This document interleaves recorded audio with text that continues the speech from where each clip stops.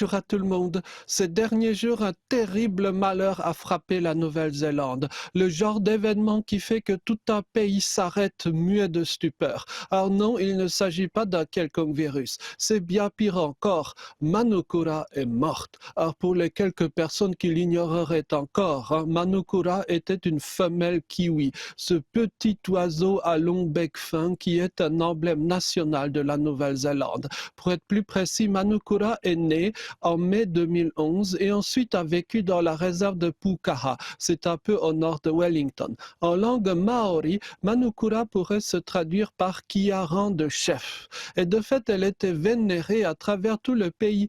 Des bandes dessinées ont été faites sur son sujet. Elle a été déclarée trésor précieux, taonga en langue maori. Ces jours-ci, à son funeste trépas, les anciens de tribus se sont joints au cortège de lamentation. Le chef Manu Kawana a offert une karakia, une prière à la mémoire de la défunte, tandis que la chef de la réserve de Pukaha, Asa Emily Court, a invité le public à rendre hommage à la personnalité de Manukura.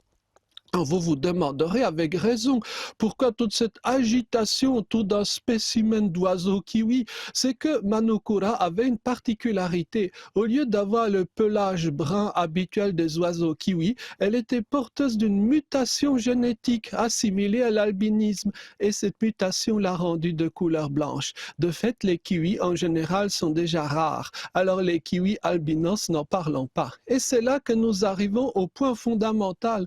Autant les kiwis albinos sont vénérés, autant les humains porteurs d'une différence génétique sont en général méprisés et mis à l'écart. Oh non, inutile d'aller chercher des exemples dans je ne sais quel pays reculé. En Europe occidentale, du temps de mon enfance, il était assez courant de croiser des personnes albinos dans la rue. De nos jours, c'est beaucoup plus rare. Je dirais qu'elles se cachent dans l'espoir, on peut le supposer, d'une meilleure inclusion. Terrible signe. Et dès que l'on entre dans les autres particularités humaines, le contraste devient encore plus brutal. D'immenses dépenses de recherche sont englouties pour faire disparaître de la surface de la Terre des particularités médicales, par exemple de personnes trisomiques, autistes, de tant d'autres. Alors non, il n'y a pas qu'un quelconque complot ourdi dans le secret. Au moins, si c'était agi d'un complot, il y aurait quelque chose de rassurant, car la quête du secret signale le maintien d'une certaine éthique. On dissimule, par exemple, dans un complot ce que l'on sait être le mal. Mais ici, tout bonnement, ce sont des aspirations revendiquées, publiquement soutenues, avec d'éminentes figures de proue. Par exemple, le député Philippe Berta, un fait assez remarquable. La plupart des grandes associations, mais aussi des responsables gouvernementaux du champ du handicap, évitent soigneusement de condamner ces efforts massifs en vue de l'homogénéisation génétique de l'être humain.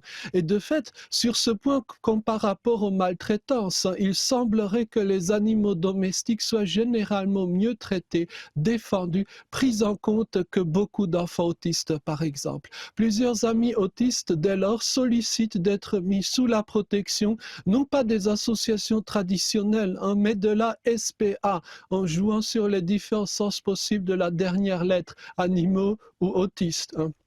À l'avenir, devra-t-on renoncer à son humanité pour pouvoir enfin vivre, être protégé et accepté? Drôle de situation où après des siècles de combats, de toutes sortes de minorités pour être reconnues comme pleinement humaines, on devrait rechercher l'inverse. Et dans l'immédiat, être déchu de son statut humain permettrait peut-être d'être affranchi des règles du Covid. Mais c'est une autre histoire. Merci beaucoup, bonne journée.